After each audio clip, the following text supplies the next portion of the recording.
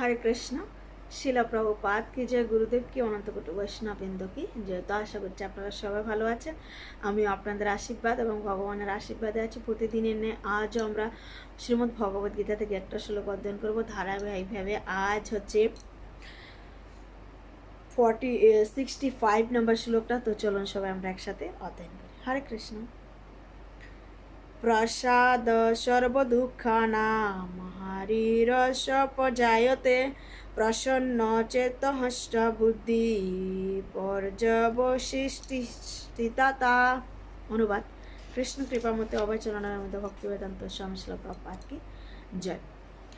চিন্ময় চেতনা অধিষ্ঠিত হওয়ার ফলে তার আর জড়জগতের ত্রিতাপ দুঃখ থাকে না। এভাবে প্রসন্নতা লাভ করার ফলে বুদ্ধি শীঘ্রই স্থির হয়। তো ভগবান অর্জুনকে বলছেন যে অর্জুন, তুমি কখন প্রসন্নতা লাভ করবে? যখন তোমার চিত্ত স্থির থাকবে, আর যখন তুমি স্থিতপ্রজ্ঞ ব্যক্তিদের লক্ষণ জানার পরে যখন তুমি আমার প্রতি শরণাগত হবে, সম্পূর্ণরূপে তোমার মন একদম স্থির রয়েছে, তখনই তুমি সে সমস্ত কিছু লাভ করতে পারবে। হরে কৃষ্ণ।